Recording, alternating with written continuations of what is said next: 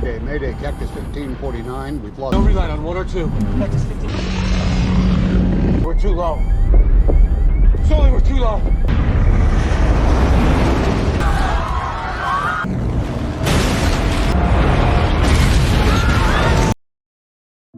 Pria ini bernama Sully. Dia adalah seorang pilot profesional yang hampir tak pernah memiliki kesalahan terbang selama karirnya di penerbangan. Dan semua orang setuju tentang itu. Namun hari itu dia menghadapi sebuah masalah serius. Masalah yang bisa saja akan menghancurkan reputasi pilotnya selama ini. Beberapa hari yang lalu, Kapten Sully mendaratkan sebuah pesawat Airbus berpenumpang 155 orang di sebuah sungai di Amerika Serikat. Sungai itu bernama Sungai Hudson. Bagi para penumpang dan orang-orang di luar sana, Sully adalah seorang figur pahlawan yang telah menyelamatkan banyak orang. Tapi di balik itu semua ada cerita yang tak banyak diketahui orang tentang seorang Sully yang dikenal khalayak sebagai seorang pahlawan. Karir pilotnya justru sedang dipertaruhkan. Hari itu Kapten Sully dan wakil pilotnya yang bernama Jeff menjalani sebuah investigasi awal berkaitan dengan insiden mendaratnya pesawat di Sungai Hudson yang dikemudikan oleh mereka. Dalam investigasi itu, pihak NTSB yang merupakan Badan Keselamatan Transportasi Nasional di Amerika Serikat beranggapan bahwa keputusan yang diambil oleh Kapten Sully merupakan tindakan yang sebenarnya sangat berisiko dan mengancam keselamatan nyawa banyak orang. Menurut laporan dari beberapa pihak termasuk pihak menara bandara dan juga insinyur pesawat bahwa pesawat yang dikemudikan oleh Kapten Sully seharusnya masih memiliki waktu dan bahan bakar untuk mendaratkannya di bandara dengan selamat. Tapi berdasarkan pengalaman yang dia miliki, keadaan pesawat yang ia rasakan saat itu tidak memungkinkannya berbalik arah. Karena ketinggian pesawat sudah tak lagi cukup untuk sampai ke bandara terdekat. Bagi Kapten Sully, Sungai Hudson adalah pilihan terbaik. Secara teori dan hitung-hitungan mungkin mereka benar bahwa pesawat itu masih bisa kembali ke bandara tanpa harus mendarat di air. Tapi berdasarkan pengalaman yang Kapten Sully miliki, rasanya mustahil untuk melakukan itu dan mendaratkannya dengan selamat. Pihak NTSB pun memutuskan untuk melakukan simulasi pendaratan dan memastikan apakah pesawat bisa kembali ke bandara dengan selamat atau gagal melakukan pendaratan seperti apa yang disampaikan oleh Kapten Sully. Di perjalanan pulang, dia memberitahukan kepada istrinya bahwa dia belum bisa pulang untuk beberapa hari ini. Sully bilang bahwa NTSB masih melakukan investigasi terhadap dirinya dan tak diperbolehkan untuk pulang ke rumah sebelum proses penyelidikan selesai. Sebagai seorang istri, dia pun memberikan dukungan dan semangat kepadanya bahwa semua orang bangga dengan apa yang Sully lakukan. Di lingkungan rumahnya pun banyak sekali wartawan yang berdatangan dan ingin mewawancarai dirinya dan mengetahui tentang kehidupan Sully selama ini. Tapi demi menjaga keluarganya, dia tak pernah memberikan sepatah kata pun kepada para wartawan. Sully sebenarnya merasa kewalahan dengan semua perhatian yang diberikan oleh dunia saat ini. Di sisi lain, dia juga harus bertarung dengan pihak NTSB agar pilihannya untuk mendaratkan pesawat itu di air adalah pilihan yang tepat dan tak menyalahi aturan penerbangan. Karena jika tidak, maka karir pilot yang susah payah ia bangun selama ini akan menjadi tak berguna. Karena tak bisa tidur, Sully kemudian mengajak Jeff untuk mencari udara malam. Jeff sebenarnya juga merasakan apa yang Sully khawatirkan. Meskipun tak seberat Sully, tapi karir pilot Jeff juga sedang dipertaruhkan saat ini. Jeff pun ikut memberikan semangat pada Sully bahwa semua tetap akan baik-baik saja dan karir pilot mereka tetap akan aman. Keesokan harinya, Sully menghadiri sebuah sesi wawancara dari sebuah stasiun televisi swasta. Di sana, dia menceritakan tentang kisah-kisah penerbangannya selama ini dan membawanya bernostalgia ke zaman di mana ia berlatih mengemudikan pesawat untuk pertama kali. Saat itu pelatihnya bilang bahwa apapun yang terjadi, tetap terbangkan pesawatmu dan apapun masalahnya, kamu masih tetap boleh tersenyum.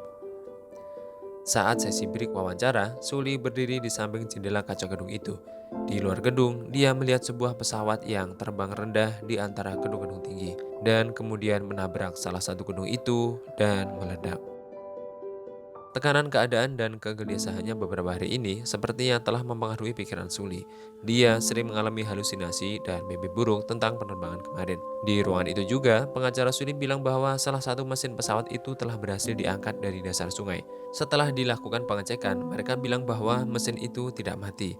Dia hanya diam tapi masih bisa memberikan dorongan. Hal ini semakin membuat Sully khawatir karena yang ia rasakan saat itu, kedua mesin itu memang benar-benar mati dan tak bergerak. Hari itu, Sully dan Jeff memenuhi undangan NTSB untuk melakukan investigasi kedua tentang insiden Sungai Hudson kemarin. Di dalam investigasi itu, pihak NTSB memberitahu bahwa hasil simulasi pendaratan pesawat telah menunjukkan hasil bahwa pesawat yang dikemudikan oleh Kapten Sully seharusnya masih bisa kembali ke bandara dengan selamat dan tanpa terjadi kerusakan sedikit pun. Saat mendengar hasil itu, Kapten Sully seperti tak percaya. Menurutnya, ada parameter yang salah saat melakukan simulasi itu. Dia ingin melihat sendiri bagaimana para pilot simulator itu melakukan simulasi tentang pendaratan pesawat dalam kondisi seperti yang ia dan Jeff alami di dalam pesawat. Pihak NTSB pun mengiyakan, tapi tidak untuk sekarang. Mereka akan mengatur waktu agar Sully bisa melihat langsung bagaimana simulasi itu dilakukan. Di sisi lain, Sully semakin khawatir dengan kenyataan yang datang hari ini. Jika benar komputer itu menunjukkan hasil bahwa ia bisa kembali ke bandara dengan aman, maka karirnya selama ini akan benar-benar hancur dan dia akan diberhentikan dari dunia penerbangan tanpa jaminan pensiun. Sekian kemudian kembali ke saat di mana pesawat itu sedang mengalami kecelakaan. Hari itu, sesaat sebelum penerbangan dimulai, Kapten Sully mampir di pusat oleh-oleh bandara. Begitupun dengan para penumpang yang lainnya. Kemudian, di dalam ruangan kokpit, Kapten Sully dan Jeff juga sedang melakukan pengecekan sebelum pesawat itu akan mengudara. Di bangku penumpang, seorang pramugari sedang memastikan semua penumpang dalam keadaan aman dan nyaman. Dan penerbangan itu pun dimulai. Beberapa saat ketika pesawat itu baru saja mengudara, sekawanan burung tiba-tiba menabrak badan pesawat dan beberapa masuk di mesin pesawat kanan dan kiri. Seketika kedua mesin itu pun lumpuh dan mati total. Mesin itu kehilangan daya dorongnya. Di ruangan kokpit, Kapten Sully dan Jeff mencoba tenang dan memulai prosedur keadaan darurat. Sementara di ruangan penumpang, para pramugari mencoba untuk menenangkan para penumpang yang mulai gusar karena pesawat mengalami guncangan sesaat. Para pramugari itu meminta semua penumpang tetap aman dan tetap berada pada posisi mereka. Kapten Sully kemudian menghubungi pihak menara bandara dan memberitahukan bahwa pesawatnya baru saja menabrak burung dan menyebabkan kedua mesinnya mati. Pihak menara pun menyarankan mereka untuk kembali ke bandara dan melakukan pendaratan darurat. Tapi Kapten Sully, feelingnya mengatakan bahwa kembali ke bandara bukanlah pilihan yang terbaik. Ketinggian pesawat saat itu tidak memungkinkannya untuk berputar dan kembali ke sana. Dia mengatakan kepada pihak menara bahwa pesawat itu akan didaratkan di Sungai Hudson, karena menurutnya itulah satu-satunya pilihan yang terbaik dan paling dekat, meskipun dia sedang berhadapan dengan risiko besar antara selamat ataupun tidak. Sementara itu di ruangan menara, petugas pengatur lalu lintas udara kehilangan kontak pesawat Sully tepat di atas Sungai Hudson. Petugas itu bilang bahwa tak pernah ada pesawat yang selamat dari pendaratan di atas air. Karena emosionalnya yang mulai terganggu, petugas itu pun digantikan oleh rekan kerjanya untuk mengawasi di mana pesawat itu akan mendarat. Di dalam kokpit itu, Sully dan seluruh penumpang sedang bersiap menghadapi benturan keras karena pendaratannya di air. Mereka berharap keajaiban Tuhan hadir pada saat itu dan menyelamatkan mereka semua. Seperti sedang diamini oleh malaikat yang sedang lewat, pesawat itu mendarat di atas Sungai Hudson yang suhunya hampir mencapai 0 derajat dengan selamat dan tanpa ledakan. Kapten Sully kemudian menyuruh semua orang untuk keluar dari pintu darurat. Satu persatu orang-orang dikeluarkan dan diselamatkan. Semua orang saat itu merasa sangat kedinginan, tapi keadaan itu tidak berarti apa-apa dibanding dengan keselamatan mereka. Sambil menunggu bantuan yang datang, mereka semua berkumpul di atas perahu karet dan beberapa orang berdiri di atas sayap pesawat. Sully memastikan semua orang telah keluar dari pesawat. Baru kemudian dia akan keluar sebagai orang terakhir dari pesawat itu.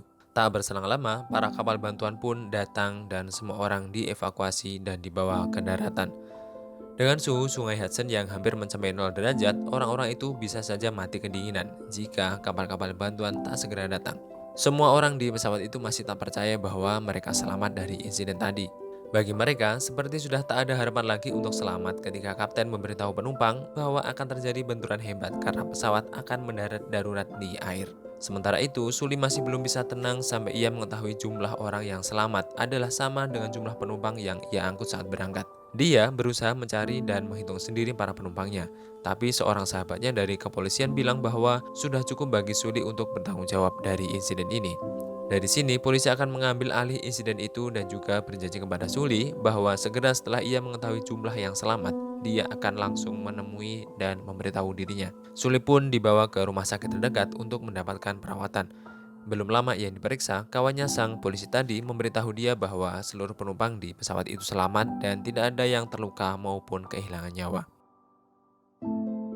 Film pun kembali ke saat sekarang, ketika Suli memang harus menelan kenyataan pahit bahwa bagi perusahaan dan fakta-fakta yang diberikan oleh pihak keamanan penerbangan, tindakan Suli adalah salah dan karirnya yang selama puluhan tahun dia rintis akan terancam hancur tak tersisa. Di usianya yang tak lagi muda, tentu ini akan menjadi hal yang sulit untuk diterima. Jika dia benar-benar diberhentikan karena insiden ini, maka jaminan pensiun yang akan menjamin masa tuanya akan hilang dan dia tak tahu lagi harus berbuat apa. Malam hari sebelum keesokan paginya, Suli dan Jeff menghadapi persidangannya. Dia meminta kepada pengacaranya yang bernama Larry untuk mengatur jadwal agar simulasi pesawat bisa ditampilkan saat sidangnya nanti. Meski tak bisa janji, Larry akan berusaha agar permintaan Suli bisa dikabulkan oleh pihak keamanan bandara. Saat itu Suli menyadari bahwa simulasi komputer mungkin bisa saja salah, karena berada dalam keadaan langsung saat insiden itu sangat berbeda jauh dengan keadaan melakukan simulasi di dalam sebuah pesawat tiruan.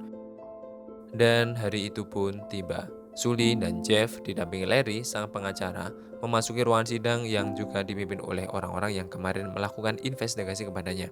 Nampaknya usaha Larry berhasil. Di dalam persidangan itu, pihak Airbus menyetujui untuk melakukan siaran langsung tentang simulasi insiden yang Suli alami kemarin. Jeff sebenarnya masih khawatir dengan hasilnya, jika toh akhirnya akan sama saja. Tapi Suli, dia masih konsentrasi memperhatikan simulasi itu. Simulasi pertama yaitu mendaratkan pesawat tepat saat insiden burung itu terjadi ke Bandara LaGuardia, bandara tempat di mana pesawat itu tadi melakukan lepas landas. Dari simulasi itu, pesawat berhasil mendarat dengan selamat. Simulasi yang kedua adalah pendaratan di Bandara Tutirburu, bandara terdekat selain LaGuardia yang kemarin menjadi opsi pihak menara untuk pendaratan darurat, tapi Suli menolaknya. Dari simulasi itu juga, pilot berhasil mendaratkan pesawat dengan selamat. Tapi Kapten Suli, dia nampak diam dan seperti sedang memikirkan sesuatu. Sesaat kemudian, Kapten Suli mulai menjelaskan bahwa pilot-pilot di dalam simulasi itu tidak berlaku layaknya seorang manusia normal. Mereka tidak berlaku seperti layaknya seorang pilot yang sedang mengalami gagal mesin pesawat di ketinggian yang masih begitu rendah dan belum pernah dialami oleh pilot manapun. Pilot-pilot di dalam simulasi itu, mereka sudah mengetahui insiden yang akan terjadi, dan mereka segera berbelok dan menuju bandara sesuai dengan apa yang sudah dilatihkan kepada mereka. Saat Kapten Suli bertanya, berapa kali pilot-pilot simulasi itu melakukan latihan sebelum simulasi ini, pemimpin sidang itu bilang bahwa mereka telah berlatih 17 kali sebelum melakukan simulasi seperti apa yang mereka semua lihat hari ini. Dan penjelasan itu membuat semua orang terbongong-bongong dan diam karena merasa tak percaya. Bagi Suli, seharusnya ada waktu untuk mempertimbangkan keputusan sebelum seorang pilot mengambil langkah.